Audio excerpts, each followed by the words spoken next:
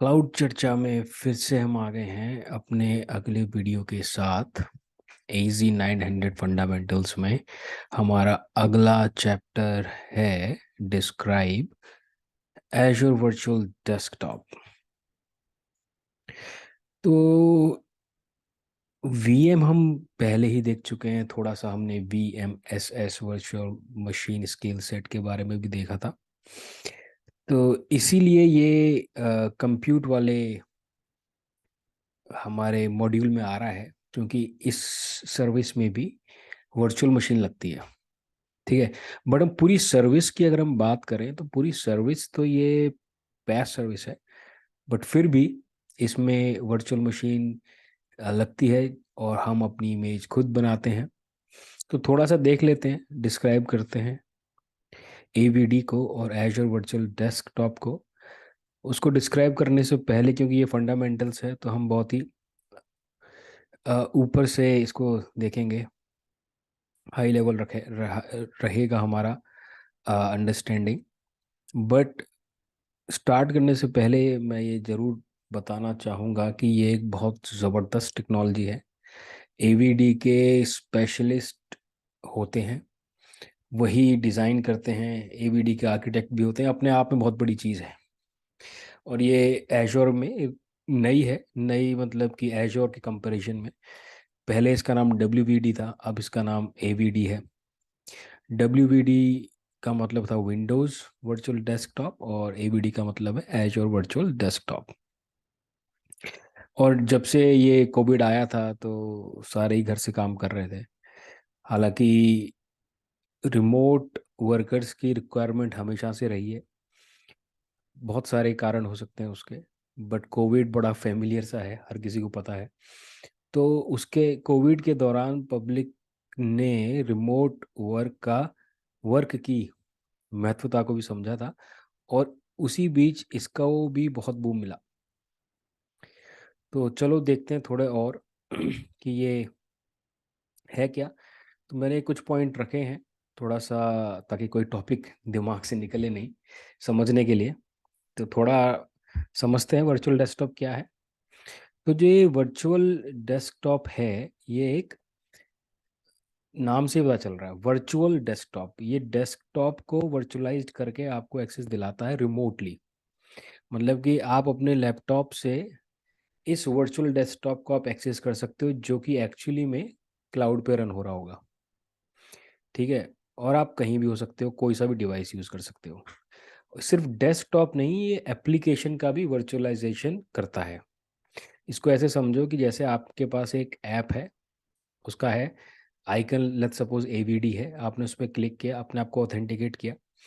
वहाँ पे जैसे ही आपका ऑथेंटिकेशन पूरा होगा, अपना ईमेल एड्रेस डालोगे, आपका ऑथेंटिकेशन होगा, जो नेक्स्ट विंडो आएगी उसमें आपको पता चल जाएगा। जिस भी एप्लीकेशन के आप एक्सेस होगी उस एप्लीकेशन का आइकन मिल जाएगा। डेस्कटॉप की एक्सेस होगी तो डेस्कटॉप का आइकन मिल जाएगा। उस पर डबल क्लिक करके एप्लीकेशन को एक्सेस कर सकते हैं और डेस्कटॉप को एक्सेस कर सकते हैं और अपना काम कर सकते हैं। और वो सारा काम क्लाउड पे हो रहा होगा, आप उसको अपने डेस्कटॉप से एक्सेस कर रहे हो, डेस्कटॉप से या मोबाइल फ़ोन से, लैपटॉप से। ठीक है। तो ये आप कंपेयर भी कर सकते हो, जिन लोगों ने काम किया है या सुना है तो उनके समझ में ऑलरेडी आ रहा होगा। जैसे कि एक RDS हुआ करता था या VDI एनवायरनमेंट हुआ करता था, और सिट्रिक्स, ये सारे डेस्कटॉप और ऐप वर्चुअलाइजेशन की टेक्नोलॉजीज हैं। तो उसी टेक्नोलॉजी के अंदर आता है हमारा एजर वर्चुअल डेस्कटॉप, जो कि इन सभी RDS और VDI इसके आने से तो ऑलरेडी बहुत पीछे हैं और about to go. Of course you can understand, I am talking about cloud. Cloud की बात करें तो हर कोई क्लाउड पे कोई भी जाके सर्वर रन करके अपने RDS नहीं चलाएगा, वो EVD यूज़ कर लेगा, पैस सर्विस यूज़ कर लेगा। पैस सर्विस के बहुत सारे फायदे होते हैं जो हम ऑलरेडी डिस्कस कर चुके हैं। साथ ही साथ अगर हम बात करें सस्टेनेबिलिटी, जो कि एक बहुत बड़ा टॉपिक है आजकल, वो भी पैस सर्विस में हेल्प करता है। मतलब अगर हम वी आर मोर सस्टेनेबल अगर हम पैस सर्विस यूज कर सकते हैं करते हैं तो, ऐसे मान लेते हैं। तो सिट्रिक्स अभी भी है, बट सिट्रिक्स के साथ भी वही कहानी, बहुत सारे यूज़र्स हैं जो सिट्रिक्स यूज़ करते हैं और वो भी एवीडी को अडॉप्ट कर रहे हैं। एवीडी के अंदर बहुत सारे बेनिफिट्स हैं, लाइसेंस को लेके भी, पैस सर्विस है उसको लेके भी। बट कुछ एक कारण है जिसके कारण कुछ एक रीज़न हो सकते हैं या कुछ एक कारण है जहाँ पे आपको सिट्रिक्स ही यूज़ करना पड़ेगा। अदरवाइज एवीडी बहुत बेहतरीन टेक्नोलॉजी है, सर्विस है एजोर की, जो आप रिमोट डेस्कटॉप के लिए यूज़ कर सकते हैं। और एक बहुत बढ़िया ये यूज़र एक्सपीरियंस देती है। जैसे कि मैं कह रहा था, आप किसी भी फ़ोन से, क्लाइंट से, डेस्कटॉप से, ब्राउज़र से आप इसको कनेक्ट कर सकते हैं ओवर द इंटरनेट। हाँ, दैट मीन्स इंटरनेट होना बहुत ज़रूरी है आपके पास, क्योंकि अल्टीमेटली ये क्लाउड पे चल रहा है, आपको क्लाउड पे रिमोट डेस्कटॉप एक्सेस करना है। ठीक है। तो जो ये साइन इन होता है आपका रिमोट डेस्कटॉप के ऊपर, ये बहुत फास्ट होता है। इसके पीछे कारण है कि यूज़र प्रोफाइल्स को एफएस लॉजिक्स के थ्रू मेंटेन करते हैं। अगर आप एवीडी या रिमोट डेस्कटॉप से नहीं आ रहे हैं तो ये आपके समझ में नहीं आएगा, एफएस लॉजिक्स और प्रोफाइल कंटेनर। और नहीं भी आता है तो कोई दिक्कत नहीं है, ये एडिशनल मैंने ऐड कर दिया है बात करते करते। अदरवाइज जितना हमने देखा यही डिस्क्राइब एजर वर्चुअल डेस्कटॉप का सफिशिएंट है हमारे एजी 900 के अकॉर्डिंग। बट अगर हमारी व्यवस्था बनी रही, जब हम वन एजी 140 कंप्लीट करेंगे, जो कि एजर वर्चुअल डेस्कटॉप का स्पेशलाइजेशन का सर्टिफिकेट है, तब ये सारी चीज़ें हम बड़ी डीप में पढ़ेंगे विद लैब्स। तो अभी हमको सिर्फ ये ओवरव्यू लेना है, डिस्क्राइब करना है, समझना है एवीडी क्या है, वो मेरे ख्याल से हम काफ़ी हद तक चेक कर चुके हैं।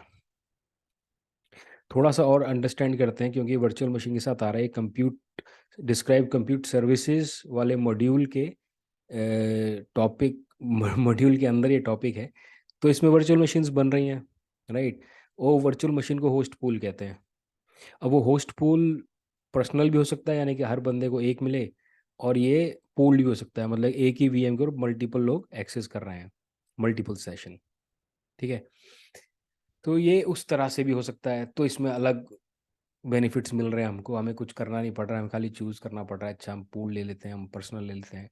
और हम पूल्ड लेते हैं तो उसके अंदर भी जो ये है हमने पॉइंट लिखा है, सिंप्लीफाई मैनेजमेंट, बहुत सिंपल हो जाता है। पूल्ड के अंदर आप चूज़ कर सकते हो, जो हमने मैनेज परफॉर्मेंस में लिखा है कि यहाँ जैसा आपने आपका 10 वीएम है जिसके अंदर पब्लिक रिमोट आके लॉगिन करेगी, यहाँ तो आप चाहो कि आपके पहले 10 यूज़र जो हैं हर एक वीएम में एक एक लॉगिन करें। इसको आप ब्रेड्थ कह सकते हो, या आप ये भी सोच सकते हो कि एक ही वीएम के अंदर सारे यूज़र आए, जब 10 हो जाएं फिर दूसरी वीएम पे जाएं। इसको आप डेप्थ कह सकते हो। ये आपको परफॉर्मेंस मैनेजमेंट में काम आएगा और आपके कॉस्ट मैनेजमेंट में भी काम आएगा। तो ऐसे बहुत सारे बहुत बड़े बढ़िया फीचर्स हैं, और ये एजोर की सर्विस है तो आप एजोर एडी को यूज़ कर सकते हैं। सेंट्रलाइज मैनेजमेंट हो जाता है जिससे आपकी सिक्योरिटी बढ़ जाती है। एजोर एडी से आप एमएफए यूटिलाइज कर सकते हो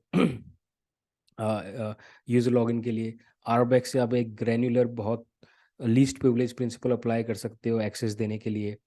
एजोर एडमिन्स ऑलरेडी अवेयर होते हैं, उनको पता होता है एजोर सर्विसेज का, तो एवीडी सारी एजोर सर्विस को यूज़ करते हैं, तो उनके लिए भी इजी हो जाता है मैनेजमेंट उनको करने के लिए, समझना उसको।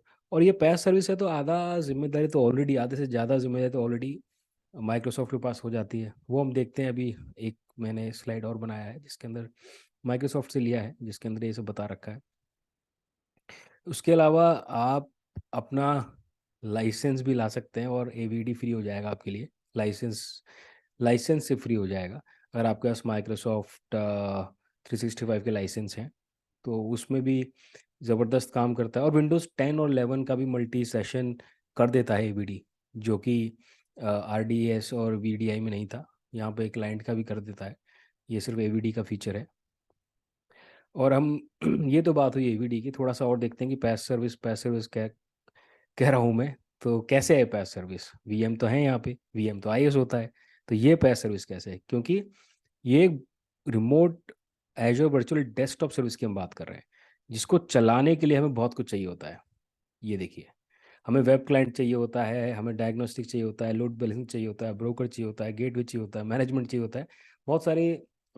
इसलिए ही तो ये सारी चीज़ें एजोर माइक्रोसॉफ्ट मैनेज कर रहा है, तभी ये पैस सर्विस हो जा रही है। हम खाली कंप्यूट, स्टोरेज और नेटवर्किंग मैनेज कर रहे हैं। वर्चुअल मशीन डिप्लॉय करते हैं तो नेटवर्क बनता है, यहाँ भी वर्चुअल मशीन डिप्लॉय कर रहे हैं तो नेटवर्क बन ही रहा है। स्टोरेज आपका काम आएगा प्रोफाइल स्टोर करने के लिए, या कोई भी डिस्क जो हम लगा रहे हैं वर्चुअल मशीन में उसके लिए। कंप्यूट आपकी वीएम है ही, वीएम की साइज़ आप डिसाइड करोगे, कस्टम इमेज आप करोगे, कितनी वीएम चाहिए, कितने यूज़र लॉगिन करेंगे, कब करेंगे, जो भी उनका पीक टाइम है, ऑफ पीक टाइम है, वो सब चीज़ इसमें आ जाएगी। तो आप देख रहे हो ना, ये सारी सर्विसेज है, हम नहीं बना रहे हैं, हम सर्वर नहीं खड़ा कर रहे हैं और सर्वर के अंदर रोल नहीं डाल रहे हैं, ये सब कुछ माइक्रोसॉफ्ट अपने आप कर रहा है।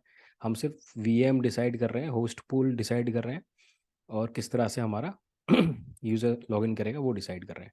और यहाँ देखें तो नीचे ही इन्होंने बता भी रखा है कि जो ये आप डेस्कटॉप और एप्लीकेशन, क्योंकि आपकी एप्लीकेशन तो आप ही मैनेज करोगे, आपके डेस्कटॉप पे तो आप ही मैनेज करोगे, बट यहाँ तक आने यूज़र जो लॉगिन करके यहाँ तक आएगा, वो सारी जिम्मेदारी माइक्रोसॉफ्ट की हो जाती है।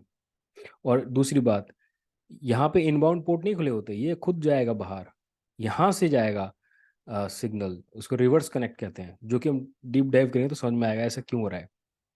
और ये सिक्योरिटी एनहेंसमेंट में आप इसको काउंट कर सकते हो, ये बहुत ज़बरदस्त फीचर है, जिसके अंदर इनबाउंड पोर्ट ओपन नहीं है, सिर्फ आउटबाउंड है, आउटबाउंड कनेक्शन बनेगा। इसको रिवर्स कनेक्ट भी कहते हैं। जो आपके यूजर्स की प्रोफाइल है भैया आप ही मैनेज करोगे, तो सिंपल सी बात है, सैस सर्विस में भी आप ही मैनेज करते हो, साइजिंग स्केलिंग आपको मैनेज करना है क्योंकि आपकी वीएम्स हैं। तो ये एवीडी हमने यहाँ पे पूरी तरह से डिस्क्राइब कर दिया है एजी 900 के हिसाब से, और ज़्यादा ही कर दिया है। हम ज़्यादा डीप में इसलिए नहीं जा रहे हैं क्योंकि ये 900 है, और इसमें मेरा फोकस उन दोस्तों पे, बच्चों पे, भाइयों पे, बहनों पे है जो बिल्कुल नए नए क्लाउड में आ रहे हैं।